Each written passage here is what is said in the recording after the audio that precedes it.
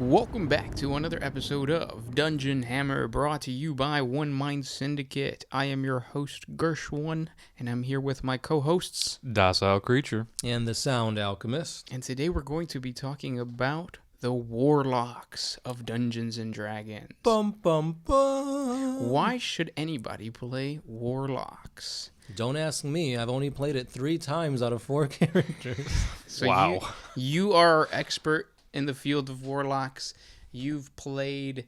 I've seen so many familiars die when I've played with you.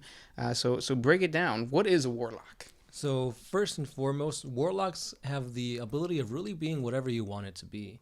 Usually if you're a Warlock, you're a seeker of knowledge, a seeker of power, and the only way that you can do this is through a pact. Pacts are going to be really important because that's where you get all your magic from, all your power from. And these pacts are usually with, like you were saying, Docile Creature, a being of untold power. Some type of god. Yeah, some god, demon, something like that. It's basically your sugar daddy. Yeah. If you don't keep him happy, he's going to take away your powers. And if you don't have any powers, then you're dead. And the thing that sucks about a Warlocks is because you only really get a very, very small amount of spell slots, essentially, your power.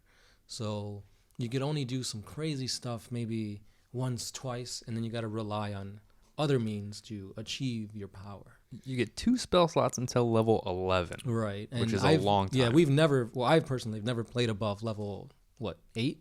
8, yeah. Yeah, so I've been heavily, I wouldn't say handicapped, but it kind of forces you to think outside the box. As we're like with a normal spellcaster, you're just slinging spells willy-nilly. If you're a barbarian or a fighter, you don't really think about spells. You're just out there to attack. But with a warlock, you're in a different predicament. And the trade-off to that is every other spellcaster in the game gets their spell slots back on long rests, and warlocks get them back on short rests. Right. So it's supposed to be the wing, but it still feels bad when you only have 2 spell slots. It's like, oh, I'm in a combat that's taken a long time. I got to really plan out what spells I'm going to use. Do I save that misty step to get away, or do I just go in there and fire fireball after fireball? Would you recommend for a first-time player to play Warlocks? Like, if they really want to be spellcasters in their party, would you... Because it seems like even playing a druid might be better. Oh, yeah, hands down. I feel like druids, bards, Wizards. they're a lot kinder to new. Well, not wizards, because you have a lot to keep track of. Well, yeah, but in terms of, like, output, it seems that the sorcerer is really... Or not... The warlock is very hindered. Am I right? How did you manage? So, like, let's say you did get rid of your 2 spell slots. Are you just relying on cantrips then? Yeah, Eldritch Blast is king. That's the bread and butter of the warlock class. The meat and potatoes. Oh, yeah, because that bread and butter's a side thing. We established that in an earlier episode. Yeah, we did. That's the important part in any meal, the bread and butter, not the meat and potatoes. But yeah, definitely your cantrips are going to be key. Eldritch Blast is going to be the... Like we were saying, this is your go-to. If you don't know how strong a character is, don't go out wasting your best spell. Maybe just a regular Eldritch Blast can take him down. Which is basically your best spell anyways. But and that's something to keep in mind if you're thinking about playing a warlock. You're going to be casting one spell a lot. And if that doesn't sound fun to you, then maybe look at something else. Right. Like you were saying for maybe any other class is better. I think warlocks are better at the blasting kind of... Yeah, keep away. Like Evocation, you're essentially like a ranger, but instead of using a bow and arrow, you've got your magic. Yeah. So where bards and druids and even wizards, depending on how you build them, are more utility based. They're more kind of the support role. But sorcerers and warlocks are more for blowing up your enemies. Yeah, and that's interesting because like you're kind of built to be in combat, but at the same time you're not. It's like you go in there, you do some crazy stuff, and then you kind of just hang in the shadows for the rest of the... Shoot Eldritch Blasts. Yeah, which I don't know about like how other DMs do it, but when like say I can't make it to a session, the DM's like, okay, I'll just play the Warlock. I'll just keep casting Eldritch Blast. And it's not really far off to what you actually be doing. Yeah, because it's not overpowered, but it's still strong enough to kind of keep you in there. So then maybe as a warlock, you really should rely on dealing with certain threats just creatively. So if you are a person or a player that thinks outside the box, then yeah, the Warlock would be a good fit for you. Which in your situation for the Sound Alchemist, that is the case. Usually the Sound Alchemist comes up with like some crazy ideas, like, oh yeah, I never thought about doing that to a monster, and then you do it. Doing what to a Then we get our olive oil out. Well, you guys remember when you were deep in the dungeon and there was a what was it? It was a Roper. A roper. Yeah, wait. just a bunch of tentacles everywhere. Yep. And the Sound Alchemist was like, "Oh, let me take this I was stone. a furry at the time. Yeah, let me take this stone and shove the tentacle in and see what happens." Basically, the tentacle went in the hole and it never came back. Came out. The stone was a portal. His pull-out game was low. You created a civil war, but that's beside the point. Right? Who would have thought that putting a tentacle into a stone portal would create a civil war? Yeah, it happens. That's the storytelling of Gershwin for you. Tentacles and holes. Yes. Something that kind of shores up the low spell count is the invocations that Yes. warlocks get the access to. I always forget about invocations, but they always come in handy. The ones that I was almost always taking was the false life, because essentially it gives you 4 hit points, temp hit points, but still. What invocations are, they're basically spells that you can cast for free. Right. So they don't take up spell slots.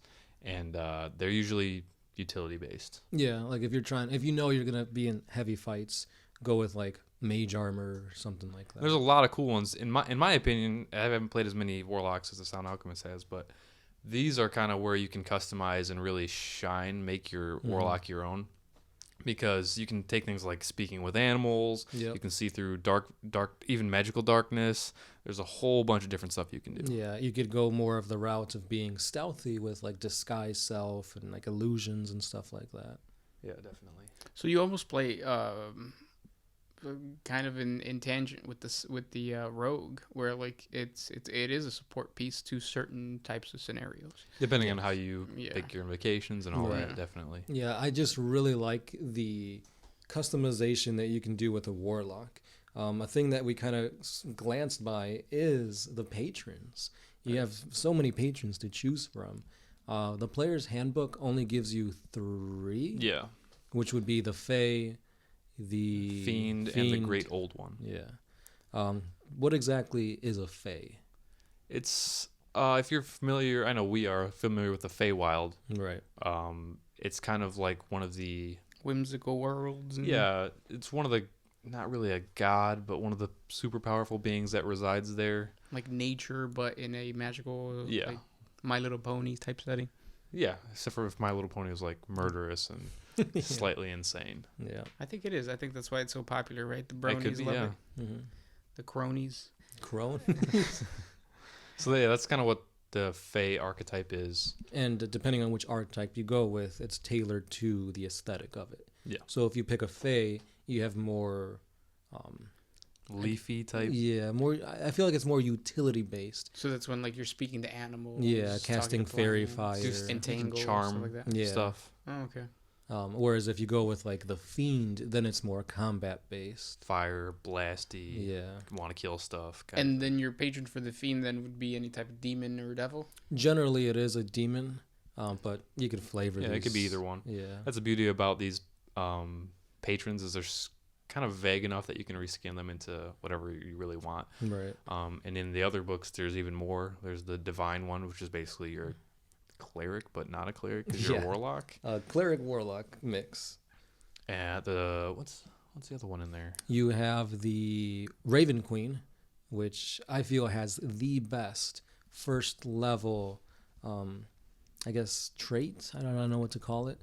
Where you basically are gifted a familiar of a raven that is just amazing for scouting. You could control the raven telepathically. You don't even have to speak out loud. It's essentially a 100-foot boost to your perception. You can see from it, hear from it. The downside is you only have 1 hit point on the raven, so you got to be a little cautious. But it opens up so many different things that you can do. And if it's perched on you, they can't attack the raven. So it's really good. Familiars in general are a spellcaster's best friend because they're just so useful for that kind of thing. Like you said, scouting and stuff like that. Another pair of eyes. And warlocks, get basically a bumped up familiar in general if they take Pact of the Chain. Yes. Which is another thing. Another pack. Another way to customize your Warlock is the different packs. Yes. Pact of the Chain, Pact of the Tome, Pact of the Blade. Yes. I haven't played the Chain one, but Pact of the Blade, essentially, if you want to be more combat heavy, essentially gives you a weapon that you could summon at will. Pact of the Tome is more spellcasty. You can add rituals in there, copy certain cantrips. Then you get spells from other spell lists. Right. Which is always really cool as a spellcaster, really customize even more. Even more so. And then Pact of the Chain is you get access to different kinds of familiars, pseudo-dragons, imps, quasits, and a sprite, I believe. And I would have preferred Coke, but I'm okay with Sprite. Seer Mist. Oh, that's all I'm that's saying. the same thing. That's just the It's not the same reskinning thing. It's better. But then they can actually attack, which is not necessarily something that you can normally do with familiars. Oh, interesting. Their attacks aren't that great, Right. but especially the Quasit and the Imp, I think they can like shapeshift into different forms. They can go invisible, so they're a lot like if you want to be the spellcaster that has the coolest familiar, then you might want to go Warlock Pact of the Chain. Yeah. And if you have a cool DM and you don't like imps or Quasits, you can reskin it to something else. Like cat. Like a giant octopus that like controls your arms and legs. Yeah, it took a while, but I finally got it. If you don't know what I'm talking about, I was a sorcerer who had a familiar that allowed me to move. Essentially, the sorcerer was paralyzed from the neck down, but with the familiar's tentacles, arms, he'd wrap them around my body, and that's how I'd move. So you're telling me you could have attacked with that guy? Yeah, but at the cost of me not moving. So you chose to be... Oh, wow. Okay. You could have had a whole other attacker in the party, but you chose for him to hold you up. Yeah. So something that we're learning about the Sound Alchemist is he's played a furry, he's played a tentacle dude, and he plays Tau, so... Oh, you had to bring in the towel. And by tentacle dude, Weeaboo. it was a handicapped tentacle dude. Mm-hmm. Yeah. So the tentacles were... I'll leave it at that. As you level up, how connected do you feel to the rest of the party? Because usually when you're playing in a party, sometimes you compare your character's damage output or like role playing abilities to other players. How do you think the Warlock does in comparison to, first let's start off with other combat oriented? You're definitely going to be left in the dust with like the barbarian, the fighter, because they're going to be doing multiple attacks quicker than you. They're going to be, because that's their shtick. Yeah. Like that's all about dealing combat damage, which I mean you can do, but eventually you're going to just fall behind. Now, as far as spell casting, how do you feel next to You're the the same spellcaster thing. You're not going to mechanics? be as strong as the sorcerer or as the wizard, but you do get to kind of be more upfront. You get more hit points generally, so you can take more damage, but you're still going to be kind of on the... You're never going to be the best at what you want to do, but you're going to be good enough. So then it really boils down to like your role-playing abilities that's where you're going to shine. Yeah, Right. I feel like that is where the Warlock shines, because they have so much ways to customize their character that the role play, especially because you have your character basically comes with some otherworldly, Yes. powerful God being. that you can use however you want. Your DM can use however you want. Yes. So as a player, what advice do you have towards DMs who have Warlocks in their parties? Make it so that the actual god you're a patron to actually has some kind of say or influence over you. If you just use this god as a means of like mechanics, like, oh, I really want to use like Arms of Hadar, so I went with the what is it? Other unknown one? Great old one. Great old one. Because that's the only way for a warlock to get Arms of Hadar. And you never once say, oh, I'm praising to this god or anything, then yeah, it kind of doesn't make much sense. Yeah, it make him your patron a cruel taskmaster in a way. Yeah. Like, do what I want you to do, otherwise I'm taking your powers away, or I'm gonna do whatever to hinder your ability to do what you want to do. Yeah. Because the relationship between Warlock and patron should be a symbiotic one, where you're both getting something out of it. This is not just a generous patron who says, oh, you know what? Here's my powers. You go have adventures, have fun, Yeah. and then you'll never hear from me again. The way this was used in one of our D&D sessions was I was essentially being held hostage I had to make a quota of like finding magical beings and killing them and using them as an offering to this god, or finding magical weapons to offer to the god. And if I didn't, then he had my brother held captive by some vampires. So it was like I need to do bad things in order to use the powers of this god to essentially get strong enough to kill the vampires and free my brother. But at the same time, I'm not an evil guy. I don't want to kill these guys, so I got to find ways to kind of circumvent this. So then, as a DM, you really have to consider that if you do have a warlock, you're not only just going to be dealing with one storyline, but you're going to have basically a puppet master behind them that you have to keep in mind that you have to play. Like as a DM, you have to take on the role of that puppet master. Right. But then at the same time, the player needs to kind of be the input. Yes. Unless you want to take full control and like really be that puppet master. Yeah.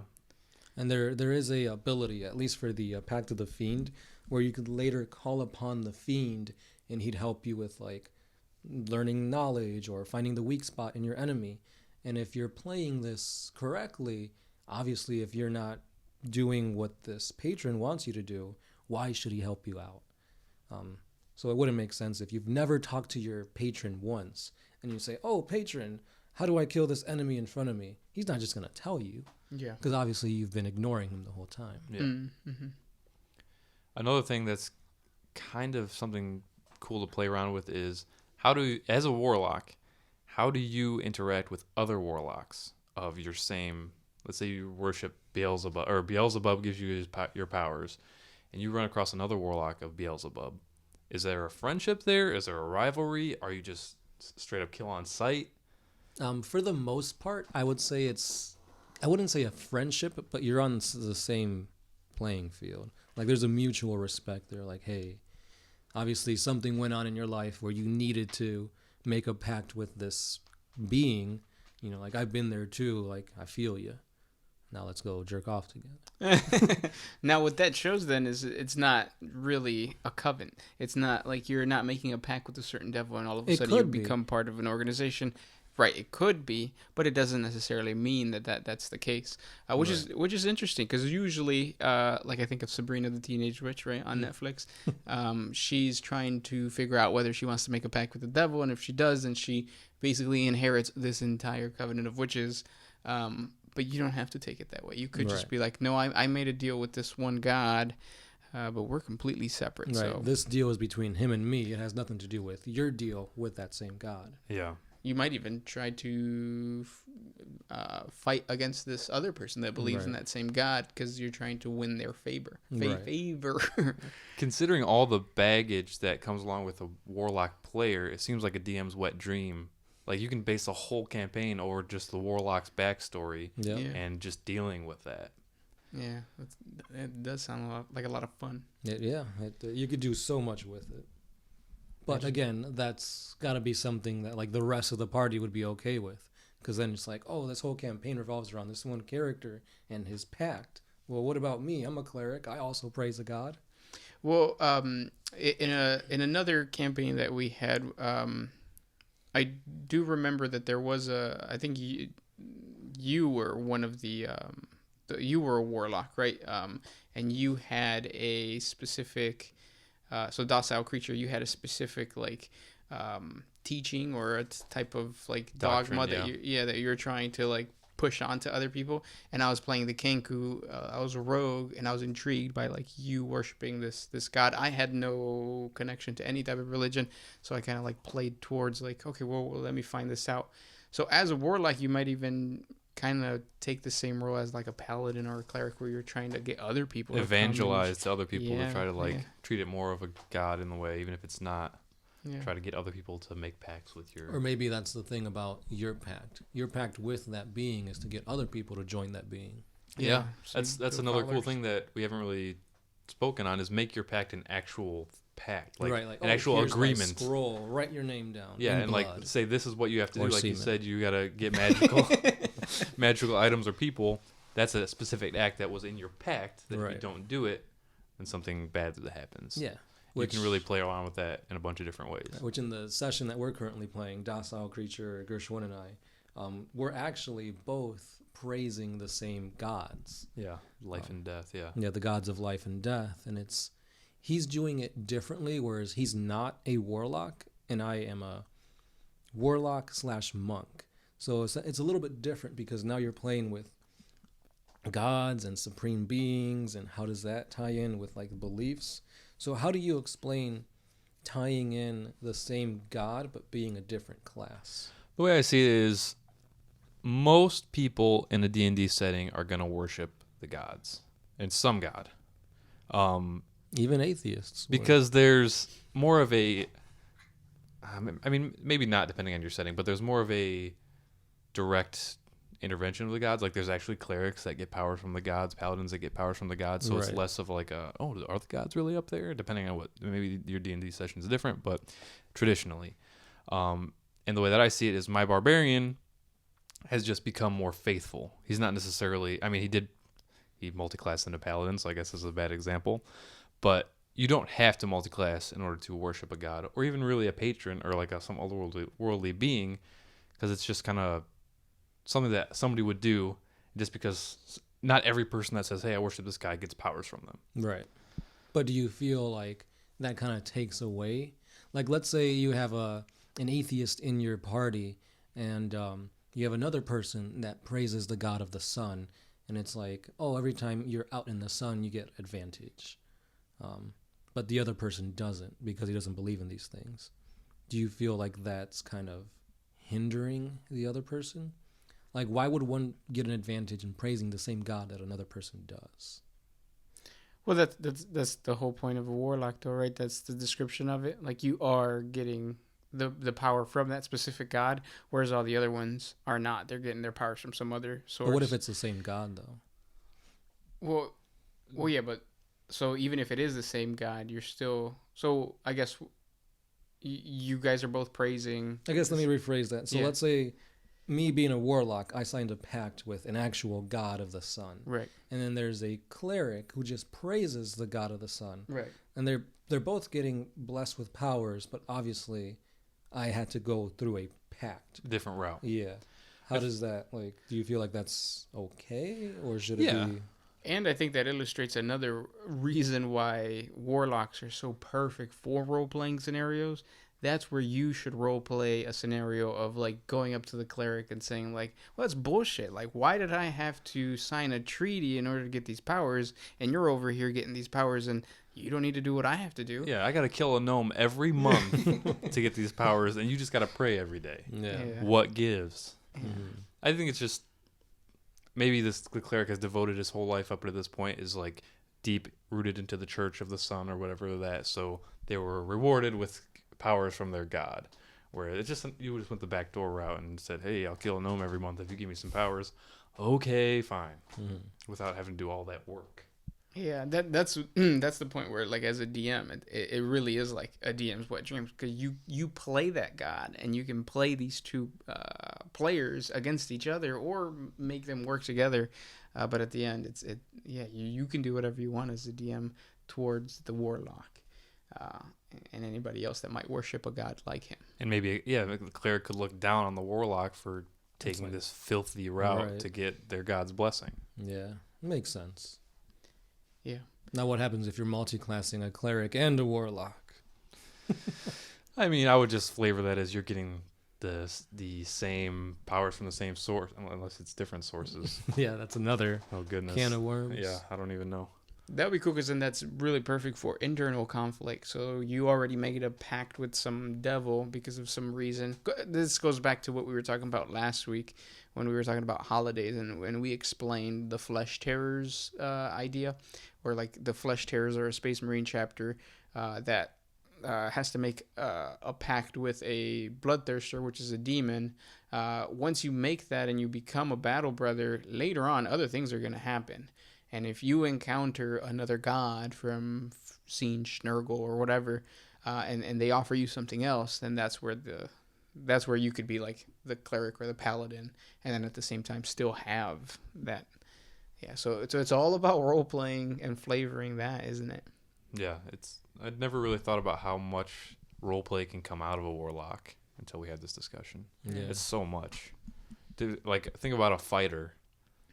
Like you don't really get that much to work with a fighter, depending. Like it's all the player. The player has to think of it on their own. When the warlock is just baked in. Yeah. So if you are a new DM or you're just starting to DM for certain sessions, maybe having a party member that's a warlock, just be prepared that this is going to be. It seems like it's a lot of planning on your part. You could. Yeah. You don't have to, but man, it seems like such a missed opportunity. Yeah. Imagine having a whole party of warlocks. To the same god? Different patrons. Gods? I were the same. Well, I You could be a coven. I always say gods, but yeah, I mean I feel like patrons. if you were all the same, it would feel like you're stepping on each other's toes quite a bit. Yeah. Even though every turn everybody's like, Eldritch Blast. Your turn, Eldritch Blast. Yeah. Okay, your turn, Eldritch Blast. But that's why you would never probably put that party into a combat scenario. We've talked about that before, where we should have a whole video talking about playing a Same campaign party, with same class same party. class for the same party. I wanted to That's do fun. that. That would be fun. Like rogues. Yeah, we'll Because talk the about it. fun part about that is role play.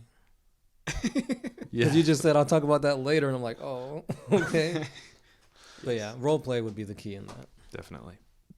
Okay, go ahead. But yeah, I was gonna say, with the patron that you choose to go, do you feel like the relationship plays a big part, like between you and that patron? Yeah, definitely. Well, it depends on how much your DM wants to make that a thing, I guess. Is he yeah. talking to you every day?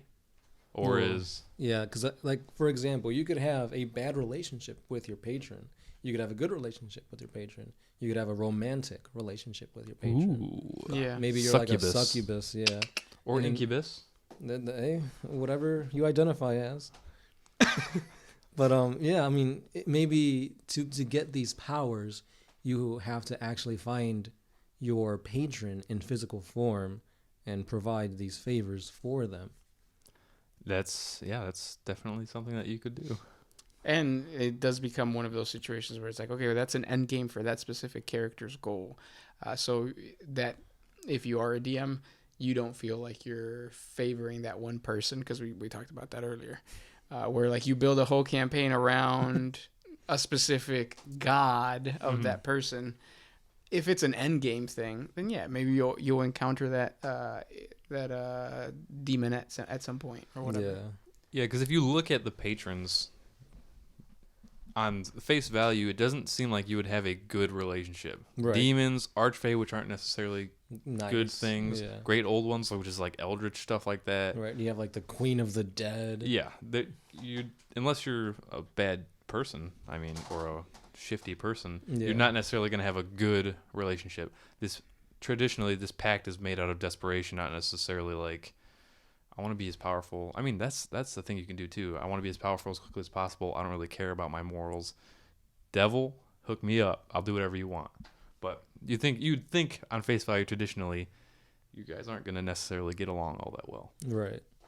But then what that means then, if you do have a big party and you do have a warlock, maybe developing a relationship that's just friendly, or just like very simple. Like you give me this amount of skulls for my skull throne and you'll be good. Then that's a good way to kind of like brush off the huge like planning that you have to do. Right.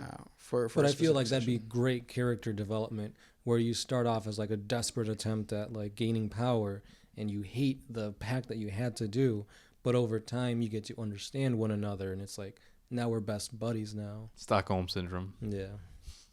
Kind of. Yeah. Yeah, that's cool character arc. Right. Yeah, I mean, if he's blessing you, this is perfect then for somebody who is really well versed with the Warhammer 40k lore, and then just creating a specific warlock connected to one of the chaos gods, because we all know what their corruptions or what their booms are. Mm-hmm. So if you're like you're Nurgle, Plague Marines, you're basically going to be immortal. Immortal, and all that kind of cool stuff. Yeah, it'd be really cool to play around with the quirks of your warlock. Like you said, if your patron is Nurgle, maybe you get like boils and stuff like that, and you look gross. It doesn't really have any mechanical effect, but you just look real gross. It's a And that huge just- role-playing thing, yeah. But that'd be great, because the more boons you get, that means that the god's favoring you more. Maybe the higher level warlock, you become more More. gross. Yeah. Are you, as like per the book, leveling up as a warlock, do you get these things? Do you get these perks? Do you feel like you The ever perks are the invocations. You get more of them. Okay. And you get to cast more spells. But would you say that like if you are a DM and you do have one of these warlocks in your party, do you have to step in and say, you know what, I'm going to give you a little bit more because it seems like the warlock isn't leveling up the way that it should be? No, not necessarily. No. I mean, obviously you can if you want. Or But just I don't think flavor the warlock is underpowered. right. Okay. I don't think it needs some DM intervention to make it step up with the other ones. I just think that's just the way that the warlock is built. You gotta learn how to play it in a different way than a normal caster. So it's all about them flavoring, like whatever perk you get when you're leveling up. If you are connected to a specific god of like, let's say, corn, then it'll be connected to Right, which something. that's kind of what I was trying to emulate with Alar. Mm-hmm. The more he leveled up, the more traits that he got were going to be more demonic. So he started off casting ice type of abilities.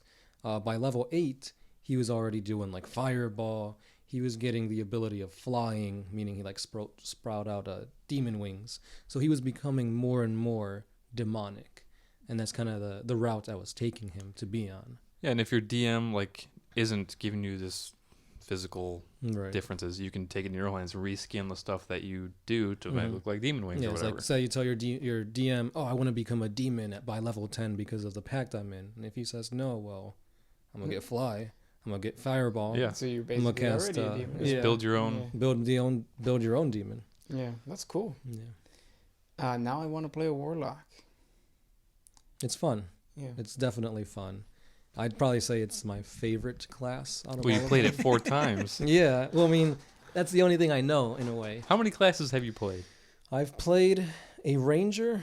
My first ever class was ranger, and it was fun. But at that point we didn't really know what we were doing. No, I think we only got to what level? You got to level 3? 3. I think. 3, yeah.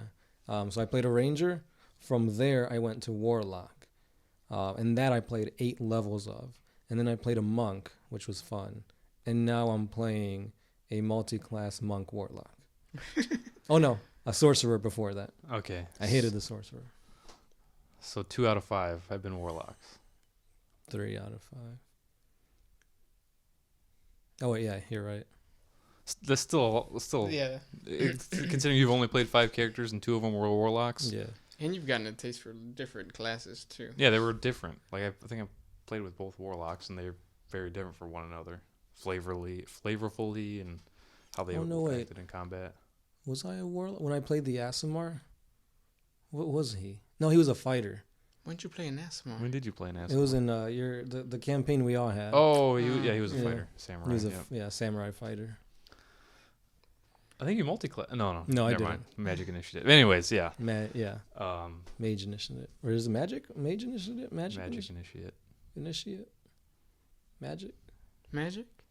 Initiative. 24? Carrot?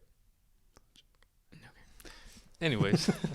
Going back. What other tips do you have for warlock players? People who are right now sitting down looking at their sheet and they want to build a warlock. What should they build, or how should they build it? I feel like you should build it with an end goal in mind. That being 3 things. 1, your relationship with your pact, with your patron. Is it going to be good? Is it going to be bad? And then work backwards from there. If it's going to be great, what patron do you want, and what abilities do you want from it? So, for example, in my case, I wanted my character to be a demon, meaning I had to align with a fiend. So from there, you kind of pick your invocations going backwards, and kind of building your character at level 20 and kind of scoping it down to your first level. Okay. That's how I did them, at least. That sounds like a lot. It is, but I have Especially an for a new end goal player. that I know I want to get, and it's like with each level, I don't even have to think about what spells. You've already done the work ahead of time. Yeah. It's an interesting way to play a character in general. Just scope out the whole up to level 20. Well, that's the thing. I never even got to level 20 with Exactly, these characters. Yeah. But like playing the game, it's like, oh, I can't wait till I get to 10 because I know this is going to happen or whatever. And then you die at level 1. Yeah. So all that planning is for naught. So maybe Maybe build don't. something. Maybe don't listen to me. Yeah. Or maybe just like build something around a certain mechanic. Or even if you said you want to be a demon, build up to that, but not necessarily mechanically. Like just say, I'm going to pick things to make me become a demon eventually, but not. You don't necessarily have to scope out all 20 levels. Just my opinion. But it also seems that you need to keep in mind whatever pact you're going to form with your patron is one of the most important things of Warlock. Definitely, yeah. So keep that in mind while you're building. Now, as far as like literature or other worlds, what are some cool lore ideas that you guys have seen or done to incorporate into a Warlock? The one I almost did recently was essentially playing Naruto. Oh. Because he has a demon inside him. Yeah. And like throughout his character progression, he becomes more and more close to this demon, and it gives him powers. So essentially just reskinning like the great unknown one or something like that. To be the 9-2. Yeah, that is interesting. He is basically a warlock. Yeah. Warlock monk. Which is So he interesting. is Naruto. Yeah. Kind of, yeah. With a bird beak, because doesn't he have like a mask? Yeah, he's got avian features. And the reason for that is because he is connected to the god of death, right? Right. The warlock I'm playing, it's a monk, and the warlock is the Pact of the Raven Queen. Was it more fun for you? Well, because you didn't create your patron, right? No. You chose your patron from what was already established. I chose the patron from what was already established. The things I am creating is the monk portion of it, because the monks they pray to the Raven Queen. So I had to come up with like the essentially like the canticles that they speak to the Raven Queen, the insignias and the designs and stuff like that. So even though I'm getting powers from the warlock version of this, you're seeing it more in the monk play style. More of a traditional monk. Right. Like the holy priest kind of thing, rather than like kung fu masters. Right. That's dope. You're dope. That's dope. Have you encountered any warlocks that docile creature? Have you encountered any warlocks that you thought like, oh, that's a cool backstory? Because you created you played a warlock for like 2 levels. It was a sorcerer. Oh, I thought it was a shadow sorcerer, but I kind of played him like a warlock. Okay. In that he kind of worshipped or was tied to this otherworldly being, so I can see why you'd think it was a warlock. Mm-hmm. But yeah, I don't have a lot of. I played one warlock back in 4th edition, and I didn't really like warlocks in this edition, so I haven't played one, so I don't really have that much experience. Oh, okay. Yeah, but it seems like it's just a matter of you sitting down and either working with the DM and just creating something that's going to be roleplay heavy. Super customizable, which is it's like you said, it's turning me on to the warlock too, because you said blowing your patron or whatever you were alluding to. I'm all about it. Be a succubus, have your patron meet you at night, at midnight, every night. Doesn't that already happen for you? Oh wait, you're not playing a warlock yet, right? I'm sorry, docile creature. But yeah, let us know in the comments, what warlocks do you guys play? But before we finish this video, how would you guys reskin the patrons to be something more grandeur or like a different type of aesthetic? You're asking us, or you're asking? Yeah, the I'm asking. viewers? Well, both, everybody. But for now, let's start with docile. How would you reskin these guys? Well, it really depends on what you're trying to accomplish. For example, Great Old One is very Cthulhu-y. So if you wanted your patron to just be Cthulhu, then you can reskin Great Old One. Now, does that mean you're going to reskin certain abilities or spells? Like definitely. Like, how do you feel about doing that in general? I feel like if it doesn't have a mechanical benefit, then DM should automatically say yes. And even if it does have a mechanical benefit or a mechanical difference, the DM, it's not necessarily automatically a no. Like, let's say you want your Eldritch, like you worship Ice Demon or whatever, and you want to change all your Fiend things from fire to ice. I don't think a DM should say no to that. Because it's just a damage type. It is, like, statistically, more creatures are resistant to fire than ice, so it is better, quote unquote, but it's so little, like, and your player really wants to worship an Ice Demon, then it's not a huge deal.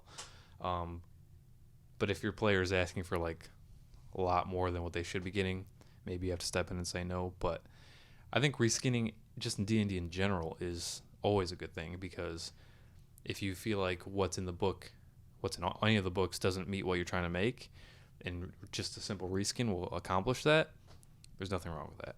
Yeah. Yeah, I agree with that.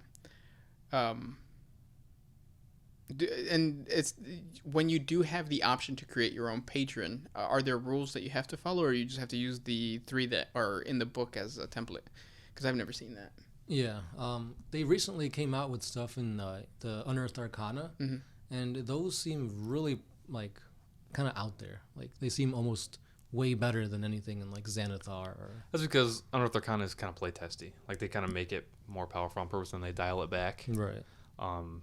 But do you feel like that's still in the same, like it's still close enough to what a warlock would be, or is that too, like you were saying, too out there? Well, the Raven Queen, what you're playing right now, is the Unearthed Arcana. Oh, I thought it was Xanathar's. No, it's UA. Yeah. Oh, and I don't think I haven't seen a lot of it because you've only played a few sessions with him, but it doesn't seem overpowered, or like I don't know what else it can do right now. Right. But I don't know, it's worth a play test. I mean, that's what it's for. So we should play it to see if it is, and even if it is, it's not a huge deal. Right. So like, say you are play testing a warlock patron, and later on, like let's say you go to like level 6 and you find out that one of the pact boons is like super overpowered. How would you go about toning it down, since it is something that's not in a hardcover book that's official? It depends on as a DM, it depends on how powerful it is. Like if it's does too much damage, maybe dial it back. And I feel like as a player, if you're using Unearthed Arcana material, you have to be open to that, because it is playtest material. You're basically a beta tester. You should be open to be like, all right, we're going to dial it down a little bit. But I would have to be, as a DM, I'd have to be absolutely sure that it was overpowered. And I can't really, like, just off the top of my head think of something that would make it so overpowered I'd be like, whoa. Because they're game designers who made this. I'm not a game designer. Right. They obviously know know something more. that I don't. Yeah. So I'm not going to try to assume that, this is overpowered just off of reading the paragraph of what it does. I do have to see it in practice. I gotcha. But you wouldn't go to the length of saying, don't do this whole thing and like rework it into something else. Like let's say, I get to fly for 24 hours unless I get hit. And now it's like, well, instead of flying, maybe you could just levitate 5 feet. No, I wouldn't do all that, no. Because like Aarakocras can fly all the time. Right. Tiefling variants can fly all the time. So, Yeah. And that's just another obstacle for the DM to kind of work around. But to answer your question, there's no like table for creating your own patron. You basically just have to reskin. There's 3 in the player's handbook, and there's 2 in the Xanathar's guide. The Hexblade and the Divine one. Oh, okay. I'm pretty sure there's only 2. Yeah, from what I've been reading on Warlocks, the Hexblade one's really good. It's really good for if you want to be a combat focused. If you're like back to the blade, right, you want to get in the face and being hit a people. tiefling and yeah. So there's a bunch of different flavors. Now I want to go and play a warlock, or create the background and the fluff of a warlock. But never play it.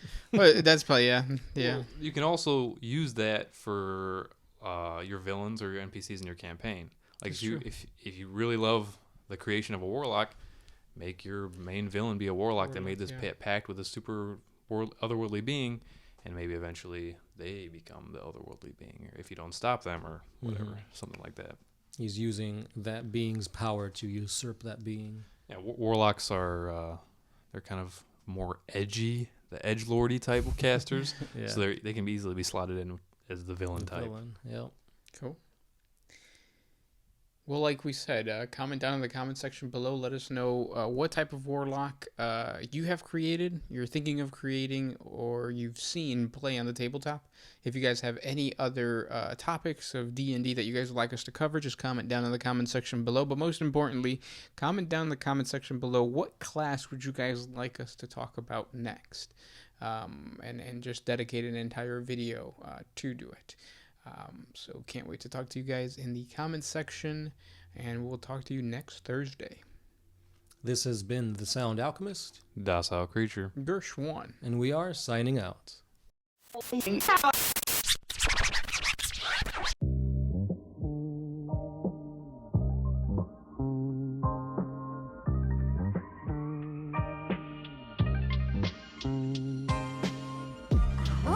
you to put my